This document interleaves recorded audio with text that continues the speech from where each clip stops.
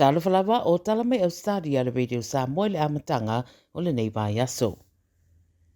E tō tasile tangata wa maliu na ua wheto aini ta avale se lua i Camden i le tūsau te sisi fōsini i le tai aona le la. O leo leo na bala wane i Menango Road te o le A45 i le waweau na ua wheto aini youth se lua i le anga i le tu i sasae.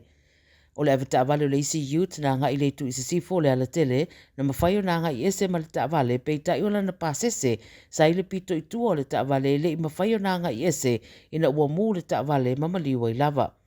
O le isi avita avale sa whaafuina le ta avale mai le tu i sasae na o manuanga i ona 5. O fautua ina avita avale le whaatuai o whai ngā malanga i le whae tūlea o na o lea whaalave lave ma le atapuni ai le awala moni na i tū la. O lo wha awau le suenga i le mafuanga o le whaalave lave. E tūlanga e se fwoi whaamatalanga o whaeloa nei se whaalave lave na tupu i sini le awau le nafi o lo sa i di ai nei e leo leo ni i se toa tolu pa mai pe amalta i luas fultausanga le mātatua.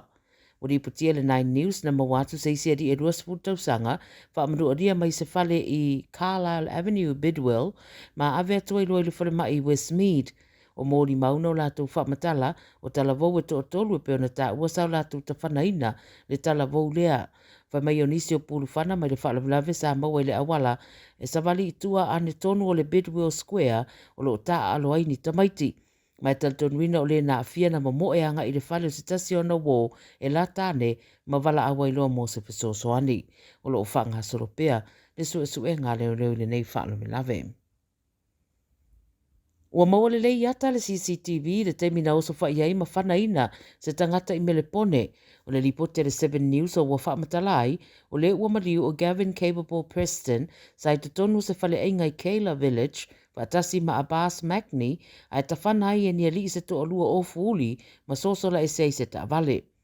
Na mariwa i lava Preston i lea no fuanga a Magni na manua ma ave atu i le wharimai mo tong fitinga tu sol te o se fulu le tau le sto nai. E masani Preston ma Magni mai tal tonu leo leo o le whainga wō lea sa tau lai mai iei leo se whainga na whaia. E tali tonu fo i leo leo i eise so tanga o le whaalavelawele nei i ve singa fuafuaina po organised crimes e tutupu pea. O lo su e lai leo leo ni ari i se to olua na wa aia anga i se mai mai le no fuanga lea i se ta avale la nuriuri le LD SUV le ana maua murimuriane wa la fua i se vaenga la tane mai manatu leo leo e iei fo i maseisi ta avale lona lua sa wha o ngā i la tauia ma lo wha o waupea iai a la tau su enga. Whae tete e le taumata le a whaateleina le a whai o ngata e wa aia i le tau mawhanawhana le nei. Se lapta inga le ua tuina mai i tangata uma ai mai se na ua wha maonia le mariwa se tamai ono se furu iwa tausanga ina ua ua le ngata o tau mawhai e la vea isi ana wo o le isi fo i tamamatua. Whai mai li poti e ono mawalunga atu le a whai o ngata o le a wa aia i le tau vevela o le asau nei i Ausetalia pa atu sa atu isi tau vevela i tausanga wa tea.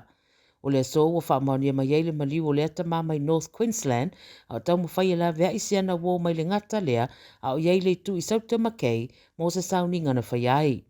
Wai mai le au nanga whaavave o le whautuanga mo tangata uma wha mamau ese ma no fuanga e ono iei ngata ma tau mawhai e anga i maari e ese pe awa aia ia se ngata i so se vaenga ma wha mautinoa o lo tā puni whai tutoa i teimi uma ia ai mai se mo le saunga le mū i a inga maulato fale.